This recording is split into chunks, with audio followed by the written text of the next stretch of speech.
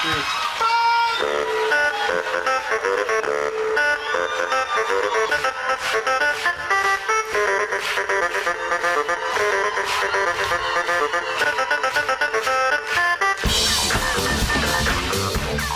Hello and welcome back to SuperCoach Edge, and well, it's a special episode because it is the first of two special episodes before the season proper kicks off with our team reveals, our final team reveals. And first up, we've got my team, DJ Traderlot, by name and by nature, of course. And the next step, we'll be looking at your team, a very close look, Liam, because we're going to get the microscope out and analyze your team, but as well as mine, this specific episode. Probably want to be a bit careful analysing my team too much because I think I'll change it based off that. Like if we analyse it too much, I'm a bit indecisive, and we were talking about this off before we started recording. I think you're quite settled. You think you said since last Wednesday you haven't changed your side. I showed it to you. Whereas I'm kind of like I've changed it quite a number of times since last Wednesday. But I'm not too concerned about it because I think that's what I kind of normally do as we get close to the season anyway. But I am finding that I'm reverting back to sort of the last team. So I think I've kind of got a settled side. What we'll see today in the next step is probably pretty close to what we'll see when the season starts. But obviously there could be some changes, but I think it'll be pretty similar. Yeah, I think that probably applies to both of us, doesn't it? Like in terms of like the rookies, especially like, well, we can probably announce it now. Like as we record this a couple of hours before, it was announced that Lockie Cowan and Hollands for Carlton, both making their debut against Richmond. So at least that ticks a couple of rookies off the list early as well. Exactly. So it's very, very nice of the Baggers to do that and announce it early. So takes a little bit of extra stress away. So it's always good. So yeah. I do think it's going to mean a little bit of some people are going to be struggling because they're going to need to find a way. They've opted for Chincotta, who's obviously, I mean, based off what we've heard, you would assume unlikely to debut. Yeah. Based off what's happened. So interesting. It'll be interesting for those teams because they're going to have to obviously find some cash across the field to upgrade him potentially to a Cowan, especially those that did opt for a Cowan, up for Chincotta over Cowan before. So yeah, tough one, but good to finally get some teams getting a little bit more certainty. Yes, yeah, it's getting close, awfully close, and it was good as well to see both of those guys get debuts because I know like you posed the question to me numerous times, and I was like, Cowan just, but Hollands as well. Like he's a little bit of a surprise, but as I said, I think it was in the last episode that he might have been taking Lockie O'Brien's role on the wing. So I'm probably guessing that he's going to make way, or who knows, he may actually, and that's the thing, we haven't really spoken about it since the episode, but the sub, we have to keep that in mind, and potentially if O'Brien plays and Akers should have the other wing sewn up, who knows that Hollands may be rested come towards the end of the game. But wait and see, of course, for the teams and see who is named as the sub, the starting sub. So interesting. Just another layer of something that we need to think about on the Thursday. As I'm walking into the game, into the Richmond Carlton game. Yes, and if you want to keep up to date with the teams as they drop, you can find them on our socials. We'll be endeavouring to post all the news as it comes to light, and you can find us on Twitter at @supercoach_edge, Damon at DamoJ88, myself at Liam Evans _95, Facebook, Instagram, and TikTok. Search SuperCoach Edge, and you'll find us there. Very nice. And also a reminder about our SuperCoach Edge group for those that haven't already joined. We actually got a message on Twitter. No, it was Facebook maybe. Yeah, it was Facebook. They DM'd us and said, what's the group code? Well, here it is again. So if you haven't yet joined up, and it seems like there's a few out there that haven't yet, so get on it because doing so, you could potentially be in the running to win a SuperCoach Championship ring from the good folks there at the SuperCoach Championship rings, and a whole array of stuff. So if you are in your own league, cash league or otherwise, and you're looking for a prize, you can get a customized ring through that good folk there. So check them out. But to join our group, it is 249149 is the code. So 249149. And also a reminder that we've opened up our Patreon for 2023, which gives you access to a cash league in the top tier, which at this stage, I think we're almost signed up. I think we've potentially got one on the hook waiting for. So once he comes to the party, if he's keen to continue, because he was the winner actually last season. So I'll be surprised if he doesn't want to come to the party. But having said that, we are able to open up extra spots if you are interested. So time is running out, but you could potentially still join up if you are keen. So let us know if you are, and we'll open up some extra spots there, because it is at the moment capped at 8. So we can extend that if you are keen. So just hit us up on Twitter or Facebook, DMS, all that sort of stuff, and we can open it up for you. And access to that top tier with the Cash League is $15 per month. And as well as the lower tier as well. If you are keen to support us, we are grateful, of course. Anything you can do to help us out and support us, at least recoup some funds that Podbean have slugged us every single season. It's about $150 thereabouts, so not cheap. But I mean, anything you can do to help us out. No obligations, of course, but the lower tier there is $5.50 a month, which is of course about half a cup of coffee nowadays with inflation. Yeah. Rising interest rates and all that sort of stuff. But if you are keen to check that out, for more info, head to patreon.com/SuperCoach Edge. Very nice. And as we announced on the last 3 episodes, the last 3 preseason episodes where we analysed the practice matches, we have smashed our 500 subscriber target, and we kicked off the competition, and we've got we got some prizes for 5 lucky competition entrants, and we put them all into the Wheel of Fortune, I want to call it. And we're gonna spin the Wheel of Fortune and select these 5 winners. I'm very excited. Yeah, well, here we are. Obviously reach out to these guys on YouTube. We'll comment with some contact details for them to get back to us with. Yeah. Yep. Yeah, on their exactly comment, right. On their winning comment. Yeah. So you'll by doing so in winning this, you'll get access to the exclusive Patreon SuperCoach Edge group, which is different to the SuperCoach Edge group, which is open to the public, which read out the code for earlier.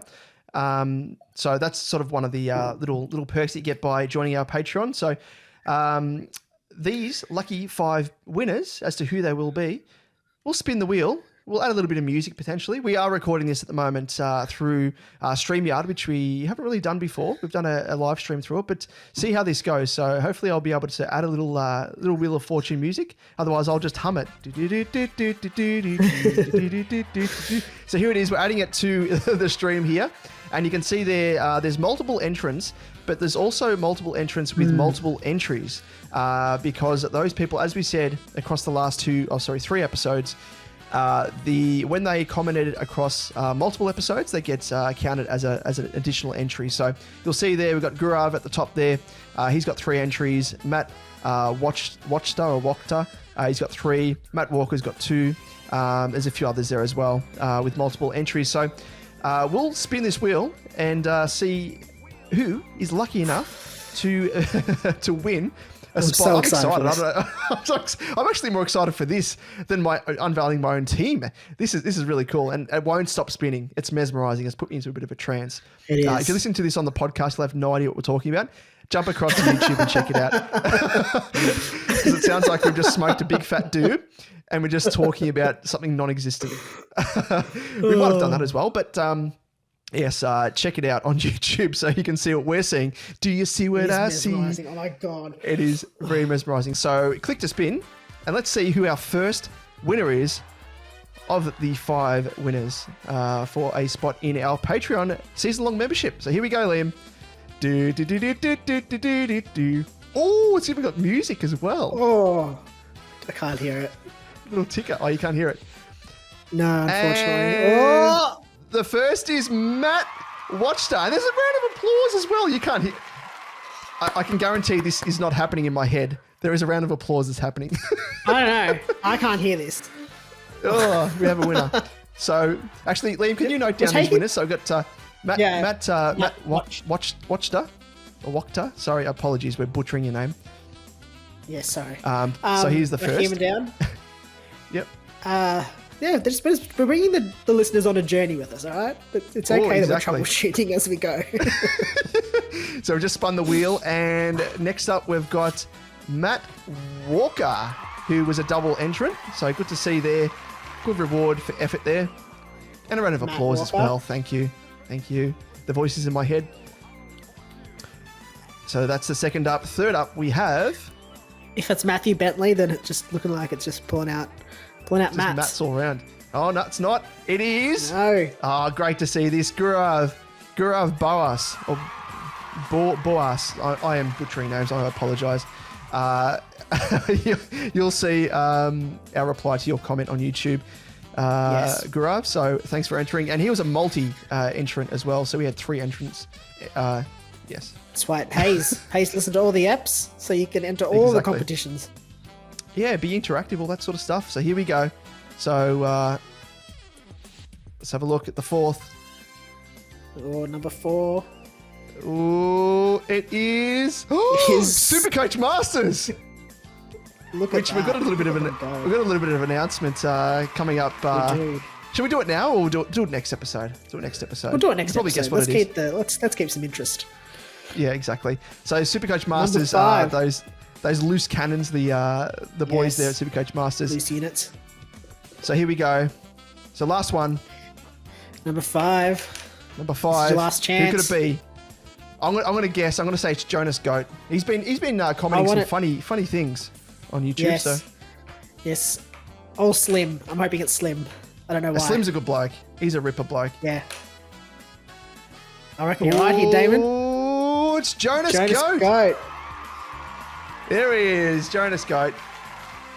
Love it. Woo! So there was a holler in the background. There was a woo! The voices in my head are doing things, Liam. Yeah, I don't know. I'm not hearing this. So just to run back through the winners of the competition, and thank you to everyone for entering. It does mean a lot to us that there's so many people contributing and as taking part in the community. But winners for this competition are Matt Watchter, Matt Walker, Warav Bawas 25, SuperCoach Masters, and Jonas Goat. So we'll look out for a comment on your comment, a reply to your comment, and we'll be in contact with some contact details, and we'll set you up in the Patreon. Well, Liam, I think it's about that time, isn't it? We've now the fun stuff with the Wheel of Fortune, which I want to do again. That was super fun to click that and hear people cheering and stuff. That was, even though you couldn't hear it, I could hear it. I'll probably still hear it after the stream finishes and we finished recording, and the wheel isn't even up on my screen. Alrighty, so there we go. Liam, it is up. It is up. Oh, here we go. What? That's the winning team? Oh, yes. Sorry. Oh, this is kind of like the this is the clay that I mold, like, in Ghost. Yes. Oh, I like this. The spinning wheel and stuff, and I'm. Oh, that's, we're gonna see it in the. It's me and Walshy at the spinning wheel. Take my breath away. Oh no, that's Top Gun. Great romantic film, but scary as well at the same time. Well, let's kick it off, Liam. So this is obviously my blank canvas. We're going to see the magic. We're going to see the magic happen. How you do it. Exactly right. This is I've painstakingly. This is what I was looking at when I first started. Obviously, the blank canvas, and there's been so many players cycling through every single position. Even D1, which they've had a couple of players cycle through that position as well. So we'll start with that, and probably no surprise as to who it is. I think it's one of the more popular players here. And we'll just cycle this by ownership. I don't know if you can see that. It won't let me. Yeah, I can see that. You can see it. Yep, there we go. Sorry, I'm just got multiple windows up. I can also see the countdown, which is freaking me out. It's freaking you out. Exactly. It's getting closer, Liam. A lot of anxiety right now. Yeah, exactly right. That is the countdown for those tuning in to the podcast. The countdown to round 1. So yeah, it's very scary. But in terms of primos. Anxiety on my side. This is not good. Not good at all. So let's kick it off with D1. Yes. And initially, I had this guy in here, Tom Stewart, and he was in my team. He was one of the first players picked in my team, and you would have seen it as well for the team reveal that we did a few weeks ago. But I must admit, after seeing Doherty's game, seeing how much CBAs he had, he was still taking kickouts. I was seduced. I was well and truly seduced, and I thought this was one guy that that was an immovable force that was never going to move from my side. But as it turns out, he's expendable. He is expendable. But I know, because I don't think I've ever started with Thomas Stewart in my team. Maybe I have one stage, but I haven't for recent times. So that's a good point. I mean, it was between these two guys here, Tom Stewart and Doc. And they're very similar in terms of ownership. Yes. Stewart's 32%, Doherty 35%. And in terms of money that I'm saving $400 by downgrading Stewart to Doherty, but it all counts. Hey, it all counts. Exactly right. So I've gone for that man, Doherty. We sound like complete tight asses now.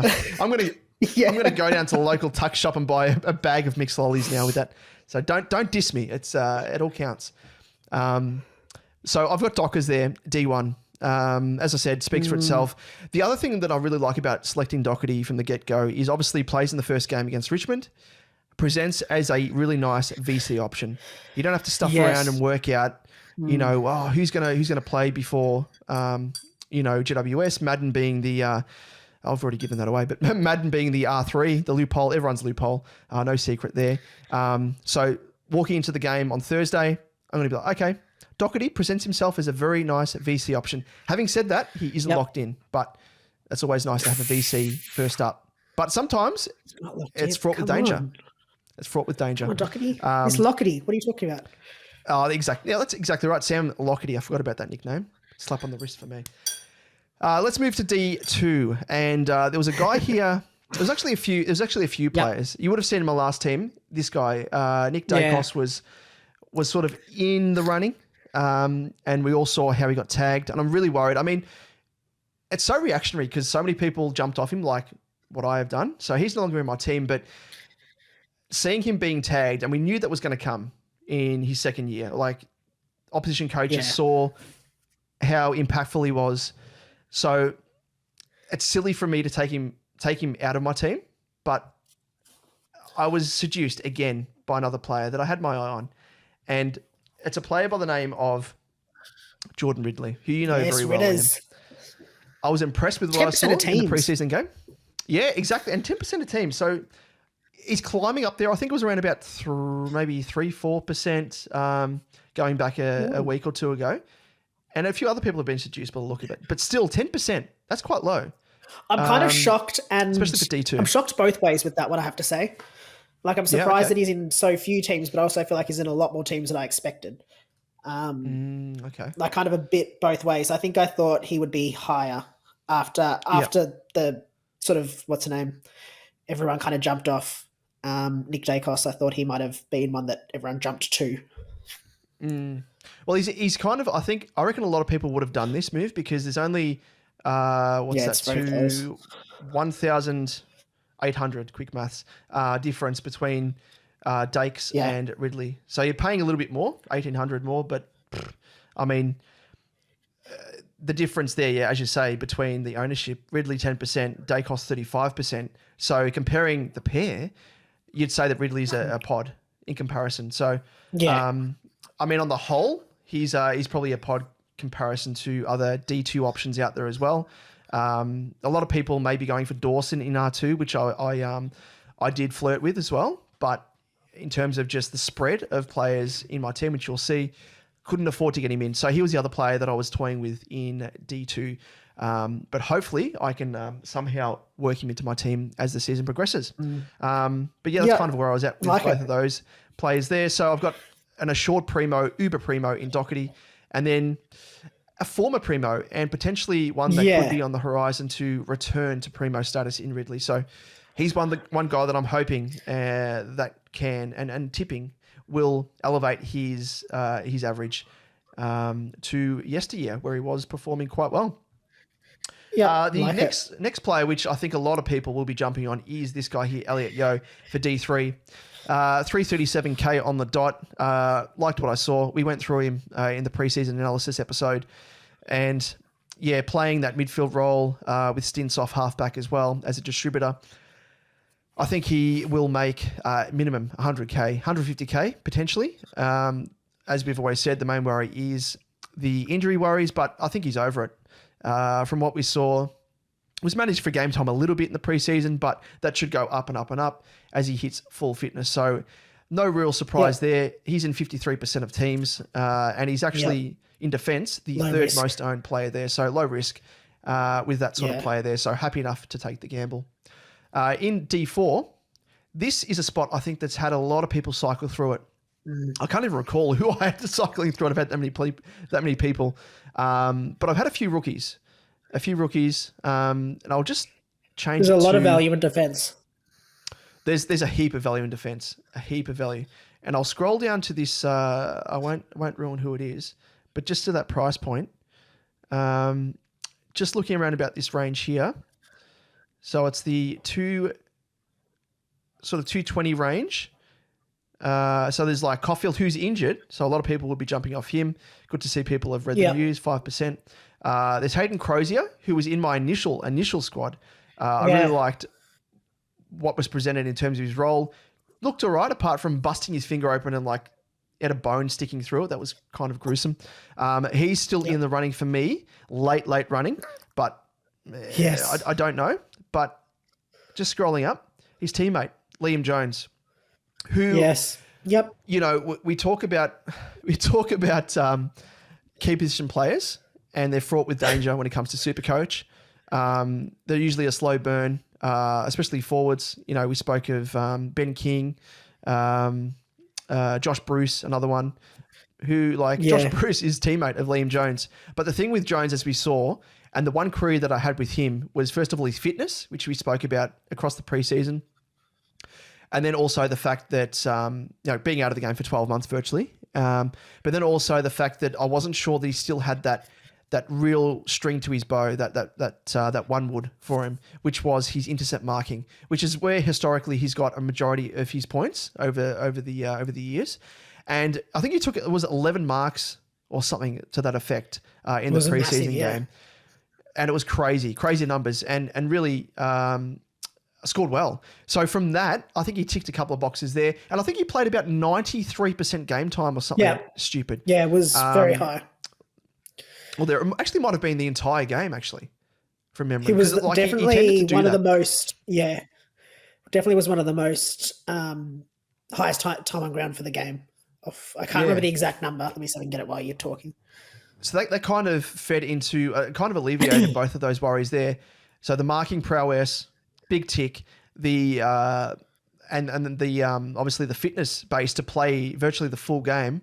I was like, wow, okay, well, 92%.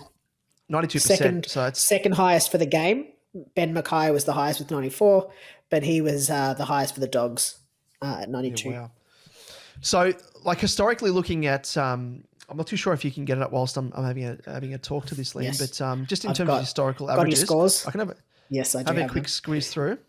Since 2017, he's averaged between 60, like his lowest average was 66.1.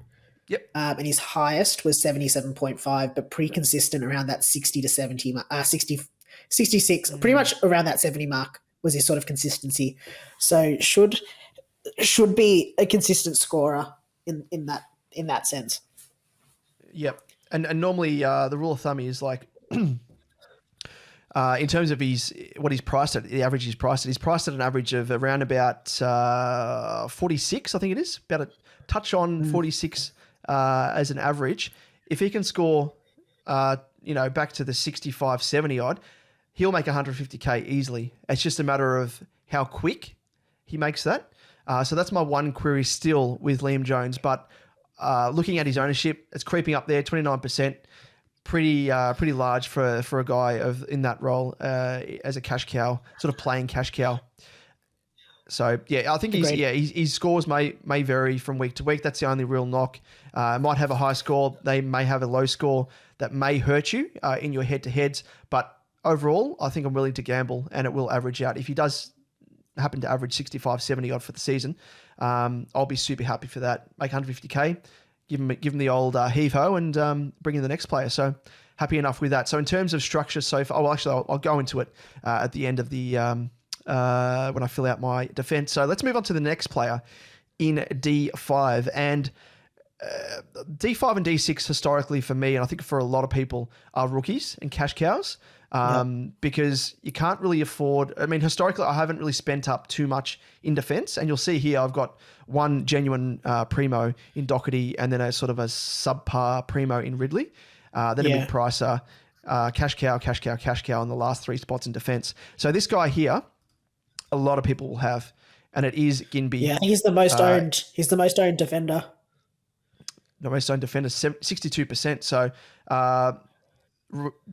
real reason for it as well, because he scored really well, looked really good, and cemented his spot in West Coast lineup. So expect to see his name with a little debutant in brackets next to him on the team sheet, because he's looked real good. Should make, again, even though he's the higher priced rookie, should make a nice bit of bank for you. So lock and load with him. Not much more needs to be said. And there's some security around him. Yeah, absolutely. There's some security things with this, and the scoring potential is there, so it's kind of tick in what you want with the rookie, and even a higher price rookie, it's okay. Yep, exactly right. So tick right there, as you said. And in D6 is probably no secret. It's this guy here, the second most owned player in defence, and it is Charlie Constable. His ownership has skyrocketed. I'm sure we both had real queries about him. First of all, cementing his spot in Gold Coast 22, and then seeing, I mean, there's whispers there at training sort of before the trial games that he was playing in defence. So as a distributor role, looked really good, taking kick-ins. But again, as we've said across the journey, Liam, there's a couple of guys out, aren't there? Yeah, there is. There's sorry, I'm going to butcher these names now.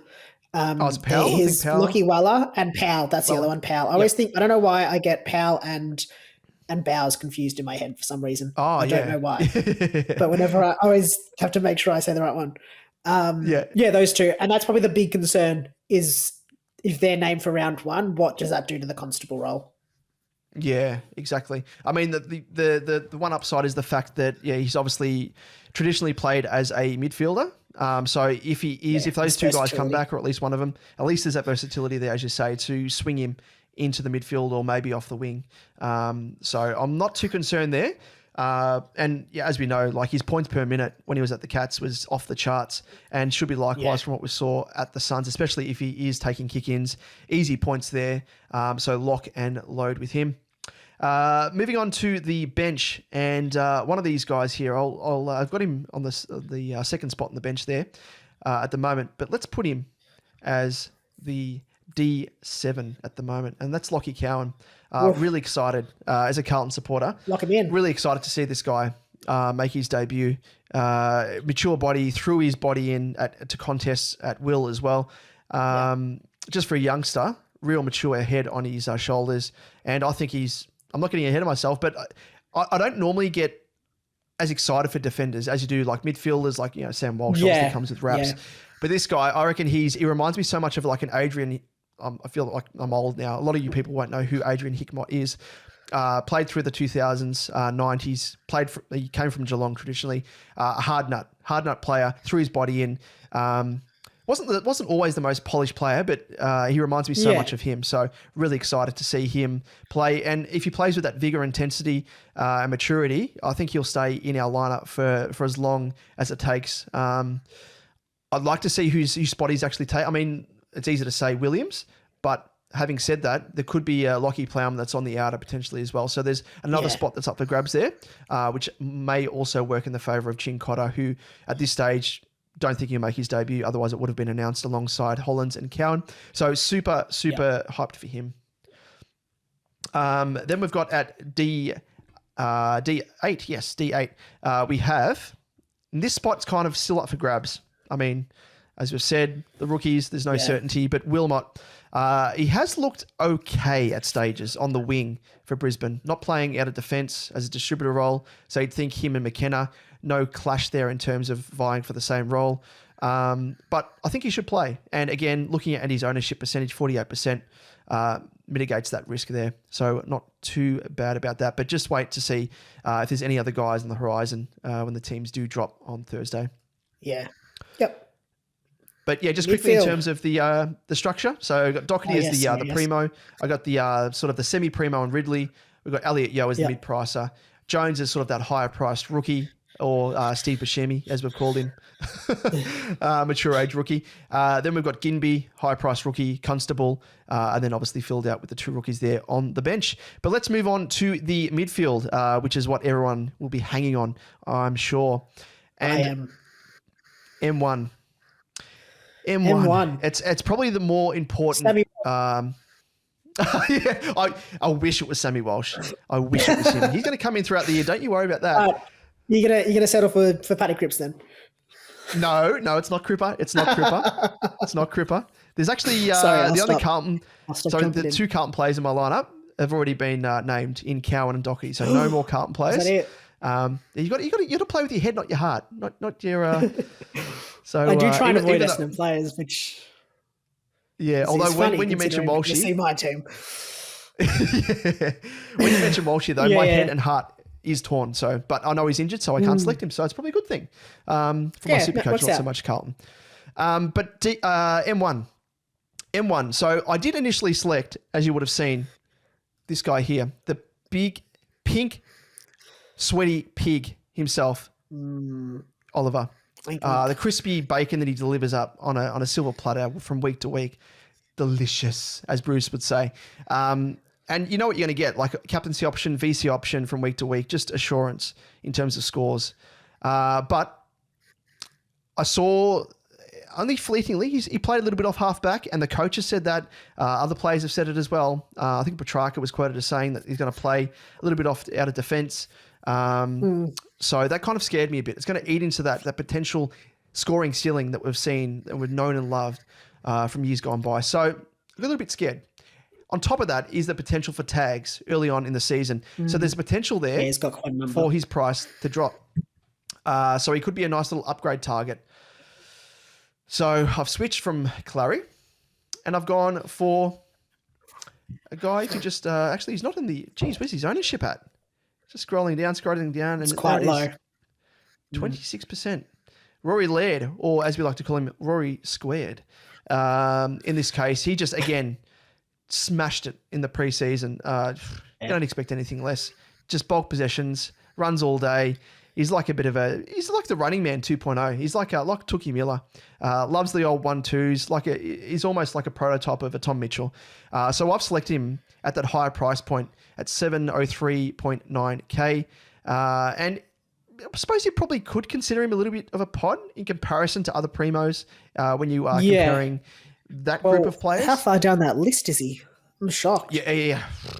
He's what's that, number 20? He's the 21st most owned player in the midfield. So that still does obviously counter in as well, or factor in some of your forwards cash cows and stuff. Defenders, yeah, and dual position forward midfields and stuff, as you say. But I think in comparison to other guys, he's a bit of a pod. Surprised.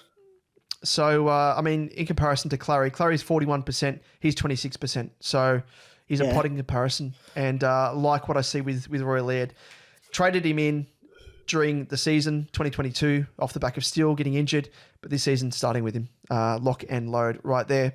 Next up, we only have to move a few players up in terms of ownership percentage from Rory Laird to this next guy, and it is Marcus Bontempelli, we've kind of been annoyed with his scoring rate over the years because we haven't owned him. And Champion Data, I almost called them Champion Data. Well, you know what? I just did. I've called them Champion Data.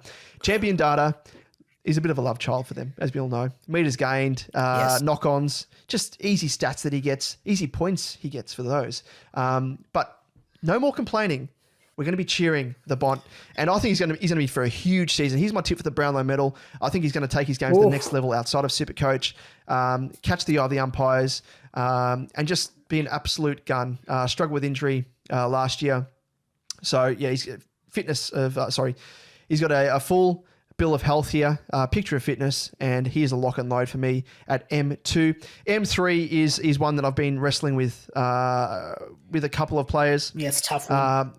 This guy here, Jack McRae, I really, really like, and sung his praises through the preseason. We've said he's one of the value picks of the season, and for good reason. Historically, he scored very well. Last year was a bit of a downer, bit of an outlier, you could say. So I think it's easy to say that he's going to, again, recapture that form and average that he has had in years gone by. But I've decided to save a little bit of money and go for a guy that a lot of people have been scared off with, and it is Jack Steele. I'm still there. I've got my pom-poms. Give me an S, give me a T, give me an E, give me an E. I'm I'm a cheerleader. I'm in a little skirt. Well, actually, I'm not in a skirt because don't picture that. But Jack Steele, we both love him, and I think it's worked into my favour. I like the fact that people have jumped off. Creates a bit more of a pod aspect to him as that sort of sub primo. So really happy with that. We all know that his high floor is very high. Oh, sorry, his floor is quite high, and his ceiling is even higher as well. So I like that security that he brings. We saw in the preseason game he only scored around about 80 odd, and if that's a downer game for him from week to week, I'd be happy enough with it. Compared to other primos whose floor maybe isn't as high, but their ceiling's higher, but coming with a little bit more risk. I think from week to week, that security in that almost that midpoint in my midfield, I like. It's just, I can't look away from it. So I like that security there. Yeah. And it's worked out as well, that saving in cash between McRae to Steele. You'll see why I've actually done that as well, because it's afforded me some of the players to be fitted into my team. Yeah, love it. Moving on to M4, and it is Tom Green. A lot of people jumping on this guy now. 33%, and for good reason. We all know how well he's gone over the preseason. We've spoken about it ad nauseum. Just 33%. I feel like you're going to be hearing this a lot today because I've not been looking at ownership numbers. Yeah. Well, people have jumped on the Goulden train more than they have Tom Green, surprisingly. So They should do that. Actually, yeah, I know you're the number one fan. I'll be the number one fan of Tom Green. How about that? So we'll go on the other side. So Tommy Green doesn't feel left out. I'm on both their sides. You're kind of like I don't know if you ever saw that. I think it was Mercedes ad, and it was like two trucks, and it was like Jean-Claude Van Damme. He's doing like the splits between both of them. His like legs are on both, yes. And like the cars drive apart. That's you. That's me. That's you on the Tom Green truck. What is that? Captain America in one of the, I can't remember which movie it was, Civil War, and he's pulling the helicopter in, and he's holding onto the wall. I'm like, that's what I want. I want them both. I want them both. Well, yes, that's you. But I do like the picture of you doing splits potentially over. I might have to do that. I might have to make up that meme. Just put your head on Jean-Claude Van Damme doing splits. So that's kind of where I'm at. I mean, don't have to speak too much to this guy. He's a breakout contender. He's been elevated to number one on my list, probably yours as well, I imagine, Liam, in terms of breakout contenders. And have a look as well. I forget his name, but there's a few people on Twitter as well. Stats gurus have gone through, and he is in the age bracket, the game's played, a few other factors as well that really feed into pointing everything, the role as well, uptick in CBAs that point to him being a breakout. So I think you have to get on this guy. Can't speak highly enough about this guy. But let's move on to the next guy, and it is, again, everyone will have this guy. So I'll just scroll up. He's the 8th most selected midfielder, and it is Jacob Hopper, 47%. Probably don't have to speak too much to this guy either. No. New team. He's in terms of fitness, which he's struggled with in recent times. He's back to full fitness. Looked pretty good in their practice game. Scored pretty decently enough, and should be a nice little sort of on-field scoring cash cow / stepping stone to a genuine primo. So lock and load with him. I must admit though, there was a guy that I was flirting with, and he goes by the name of Setterfield, and you put his name in my mind, and I might have to wait and see with your team, but I might live vicariously through you because I just don't have the cojones to or the balls to really select him from the get go. So wait and see there. If Hopper falters, Setters starts on fire, I'll happily make the swap. But move them around. That's kind of where I'm at with Hopper. And moving on to M6, and we have a guy here. Let's see how much of an ownership. Just scrolling through here. Scrolling. Oh, he's actually grown up to 20%, and it is Finn Callahan. Really liked what I saw with him as well. He's not getting CBAs, but he doesn't need them because he's actually made that wing his own for GWS. outside player. That's the only thing that kind of is a bit of a knock against him. Anyone with CBA is obviously there at the feet of the ruckman. There's opportunity there to get possessions. He kind of has to be fed the ball on the wing, has to really make plays, be in the right positions to really make the most of his scoring potential. But from what I've saw so far, he is an absolute gun. Spoken of as the as sort of the prototype, the up and coming younger Josh Kelly, the way he plays, high raps on this guy. So I'm tipping him to be another breakout contender. Awkward price point, that's the only thing there. But yeah, I'm backing him in. So Finn Callahan, he's an easy downgrade, I have to say though. Like if he does fail early on, like it's not a hard downgrade. That'll free up some cash if you've missed a primo, like if a Ridley fails. For some reason, you could downgrade Callahan to a rookie and bring in and upgrade a Ridley to like a Stewart or Dawson or whoever tickles your fancy, I guess. Yep. Or likewise, exactly right. A Steele again fails in the same way. You could upgrade him to an Oliver if that's what you wanted. Yeah, spot on. Exactly right. Spot on. So, that's kind of what I've factored in as well. Like these higher priced rookies, it's not the end of the world. You're probably in a better position being in that spot as opposed to being overpaying in a sense. Yeah. Yeah. Underpaying someone and then like going for a rookie that's 117K and then Callahan kills it and you don't have money. You have to like sacrifice a lamb almost like a sacrificial lamb almost in your team to make up that price difference to bring in that player. So Finn Callahan is firmly in my side and won't be moved. Yeah. Moving on to this next guy, and I'm just going to scroll up. Most selected player in SuperCoach, I think, overall. Will Ashcroft. Is that 77%? 77%. Is that it? So seriously, I don't understand why he's not in 99% of teams. Yep. Even after the practice game where he scored off chops and looked like he'd been in the game for 4+ years, like don't second guess yourself. I know people want to sort of save money by going for cheaper rookies, and I can understand that. But having said that, he's not the one to.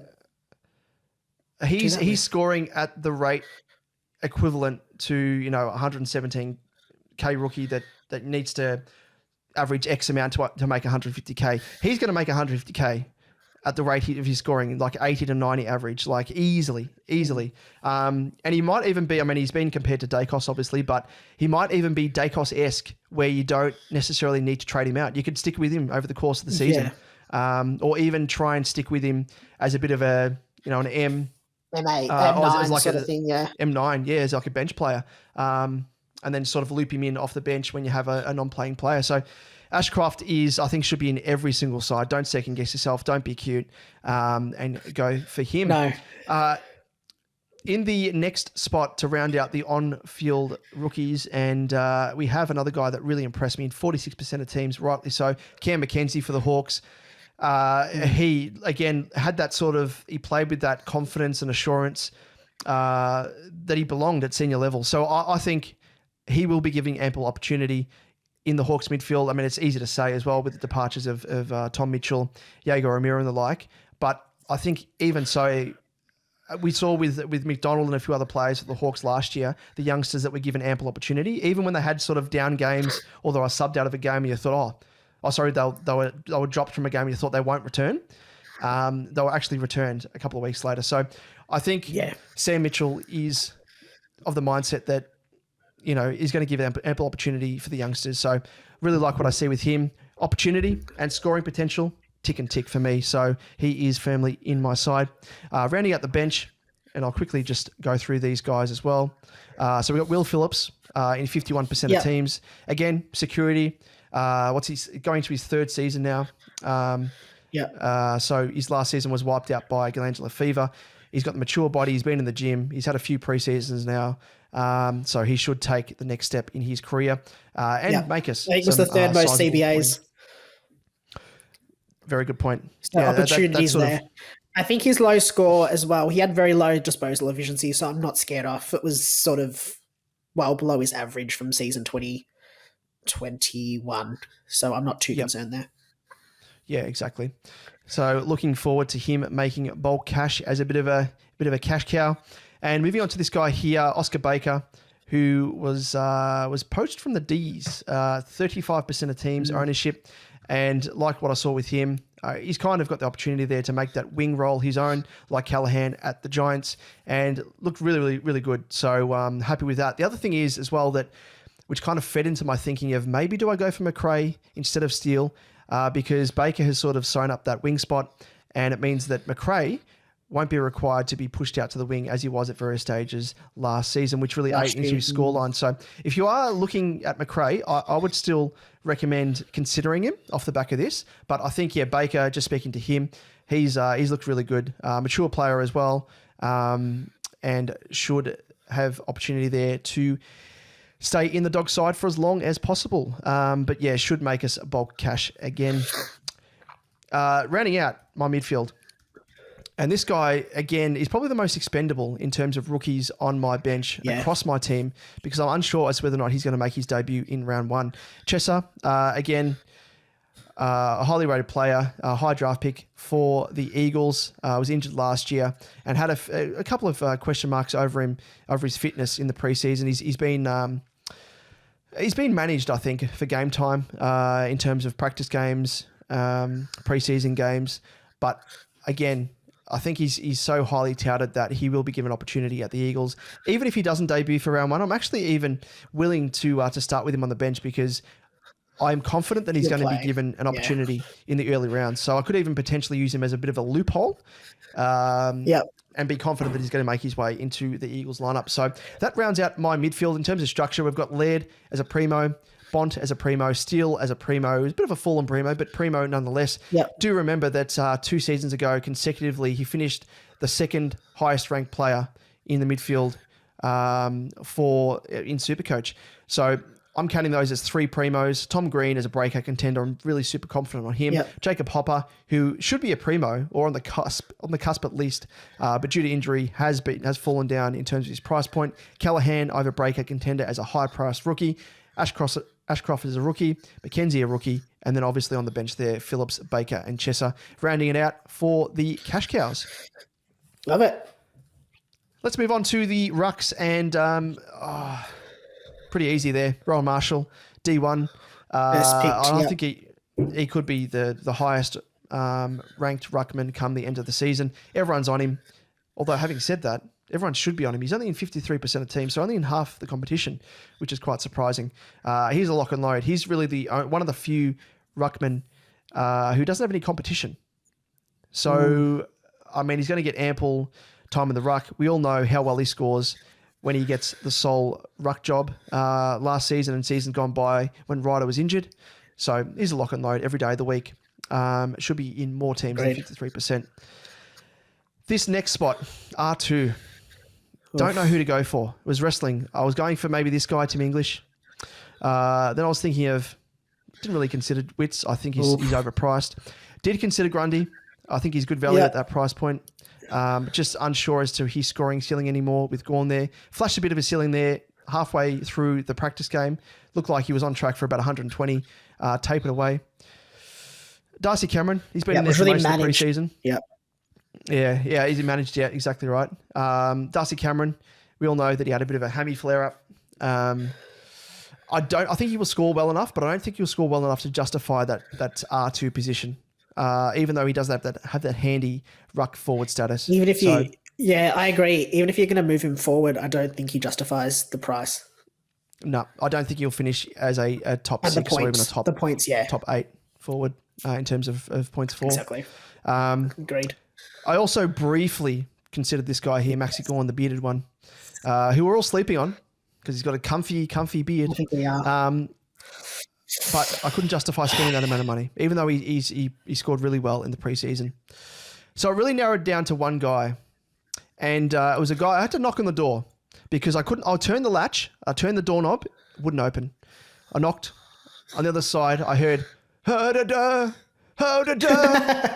And I knew exactly who was on the other side, presenting himself to me at R2. And it is none other than Hodor himself, Sean Darcy. I think the fact that he's had a flawless preseason, the one knock on him has always been his fitness, durability. He's had a flawless preseason, looked really good. There's still a little bit of a question mark there. We only saw one glimpse of him working alongside Luke Jackson in the little practice game before the preseason proper game. So, I mean, that snapshot gave us a bit of a glimpse into him having about 70% or thereabouts, potentially. So maybe we're all a little bit too scared, and it's not warranted with Jackson coming into the side. So maybe Darcy still has the full lion's share of CBAs when it comes to Ruck. So I'm going to back him in, and I've selected him because it works well with price point. And I mean, as I've said, if he gets injured, I'll just give him the old heave-ho, Freo style, and get him out of there and push him out of the door. Say, sorry, Hodor. That's that with him. Moving on to the R3, and it's pretty obvious. I think everyone should be using this strategy here. Non-playing player, Ruckman, DPP as well, Nick Madden, because you want to keep that in mind. It's pretty obvious to say, but for those of you who haven't really thought about it, Gawn should get, considering that he was playing ample minutes up forward, should get DPP and activated as a ruck forward. You can bring Gawny into your forward line, and then if something happens to Darcy or a Marshall or whatever, you can swing him with Madden and bring Gawn on field into the rucks. So that's kind of the plan at the moment. Hopefully it all works out. But that's kind of where I'm at with that. So Madden, as well as the swing, being a non-playing player, it's the captaincy VC loophole. So happy enough with that. Moving on to the forwards, and no secrets as to who it is. For F1, and it is Josh Dunkley. Increased opportunity, new team, but what we saw over the preseason, in that preseason game there, age profile as well, I think. As good as ever. Yeah, he's not too old. Again, fitness wise, looking great. Top Nick. Yeah, he's going to score us points, and everyone's on him. Almost 69% of coaches have him in their team, and rightfully so. Moving on to this next guy in F2, and it is the fourth most owned player in the forward line, and it is Connor Rosie. And you said it, Liam. Man. No, it's that romanticism with me. He's got me on board. He took me out to dinner. I haven't told you this, but he took me out to dinner, candlelit dinner, and he shouted me like the most expensive meal on the menu. It was a lobster with the side of other things, and yeah, he got me. So I'm on board. No longer am I criticising him. No longer am I comparing him to Walsh, even though he's inferior to Walsh and will continue to be so. He, to me, he presents as just a lock and load primo. So we all know how well he scores with increased minutes, which we saw in the midfield across the preseason. So lock and load for me. Moving on to Tim Taranto, he is locked in as my F3. Again, new team, increased minutes in the CBA. He's looking fit, so lock and load with him. This next guy, Liam. Yeah, boy. Oh, Arrow, I will do anything just to fit him into my team. Yes. So his ownership has grown 36%, and I'm one of those 36%. And spoke about it in our last episode. Your foresight, Liam, you should be a talent scout. You know, all the talent scouts at AFL Clubland. Just a SuperCoach? A SuperCoach talent scout. Just for SuperCoach. Wow. But no one's getting you. I've got monopoly on you. I do hope he comes off. Don't worry. 36% of other people are on him as well, so that's all good. And I know there's no secret that you're also in that 36%. Oh, yes. But again, we spoke about in the same sort of the same realm as Tom Green. He's that age profile, increased opportunity in the midfield CBAs. Yeah. He's been in the game long enough. Games played. There's tick, tick, tick, tick, tick there. He should take the next step, I think. So I think he's kind of, again, he's getting up to that ownership where it's a bit of a that level of risk is negated. So not too worried about that. Let's move on to my F5. And this, traditionally I have had as a rookie and a rookie to round out my forward line. And this, again, I'm taking some risks here. I'm taking some risks. So I'm pretty proud of myself. Don't play too safe. And it is with a guy here. Where's his ownership? Jeez, where is it? Is he a pod? Have I gone past him? I must have gone past him. Let me just punch it in. It is that stupid sexy one. 17% ownership. That stupid sexy one. Stupid sexy Flanders. It is Sam Flanders. 256.3k as a mid forward as well. Super handy DPP. But again, probably lesser so. Probably the tier below Goulden and Tom Green in terms of taking the next step. Might be a season ahead of schedule. In terms probably of similar me to a jumping on him Callahan, I want to say. Yeah, very good point. Yep. Yeah, they're virtually on the same path as well, like increased opportunity. Flanders is playing more wing time as well, whilst being up forward, sort of drifting upwards onto the wing, and looked really good. We all know how well he scored in the back end of the VFL. So I'm locking him in. I'm backing him in as a bit of a breakout contender there. And again, risk is mitigated by the fact that if he doesn't pay off in the early rounds, he's at that price point where I can easily downgrade him to a rookie and get bulk cash. Like imagine I downgrade him to a 117k rookie. I've got almost 140k there in the kit. Smack bang straight away. That gives me just, the world is my oyster. The SuperCoach world is my oyster if that happens. So super happy with that. The next guy is a mature age player, and he's in 44% of teams, and he's the 6 months selected forward in the game, and it is Fergus Green, mature age player, came from the Dogs, looked really good, should have kicked 4 goals in their preseason game, kicked 3 goals 2 or something, I think it was 3 goals 3 or something. Yeah, I think it was, 3-2, yeah. And I wasn't just impressed with his scoring ability, but in terms of on the scoreboard, kicking goals, but also his pressure acts as well. Gave off a goal as well that I spotted. Looked really good, and everyone should have this guy in their team. Again, playing for the Hawks, young team, should get opportunity, mature age player. Lock him in. Moving on to the bench. And this is probably the most contentious for me because I'm still locking in this guy. I'm backing him in, even though he didn't impress me or any of us really in the preseason. Toby McLean. So he's on the bench at the moment, but I may swing him into Tom Green's position. So that last, probably should say that, like the last position, on-field position, every single area of my team is sort of up for grabs. So Constable may be moved with Lockie Cowan or Wilmot. Mackenzie in the midfield and Green as well. Maybe switch with McLean. But I think I'm happy to sort of back this guy in as a mid forward as well. That DPP, super handy. I mean, at the moment, I don't have any activations with the mid forwards at the moment. But through trades and whatnot, I can activate that switch. Yeah, eventually I've got the depth there as well anyway by the guys off the bench, so I'm not too phased at the moment. But later on in the season, we'll be able to activate a switch there. But McLean, I spoke of him early on.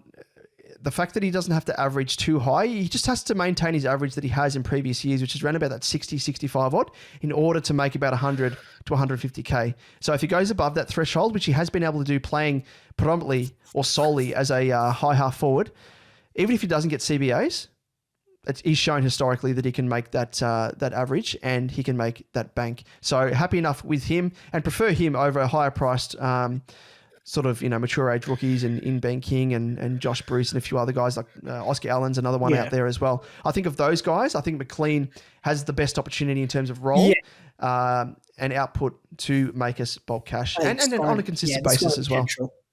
Yeah. This other guy, I considered late off the back of what I saw in the preseason, and he's from your mob, Elwyn Davey. I didn't know if he was going to get ample opportunity, but he looks really good. Really good. Love the pressure that he provides there. And as you say, he's not traditionally a small forward. I like that extra string to his bow as well. So there's potential there that he can he doesn't have to be pigeonholed as a small forward. So I really like that, and just looks really good as a cash cow, as 117k. He's probably it's him and Cowan in my team that are actually the only 117k rookies. Everyone else is a higher price point, which is probably a bit of a difference compared to yesteryear, where I've kind of tried to be a bit more frugal and save a bit of coin by going for the 117k rookies. But I've been willing to pay up for a bit of security, where I think other years I've taken that gamble. And it hasn't paid off. But as you say, we've kind of had to this season because the best players are at those higher price points. So Just rounding out as well in terms of structure for the forward line. So we've got Dunkley as a primo, Rosie primo, Taranto primo, and Goulden potentially on the cusp of a primo. And then we've got a mid-pricer there.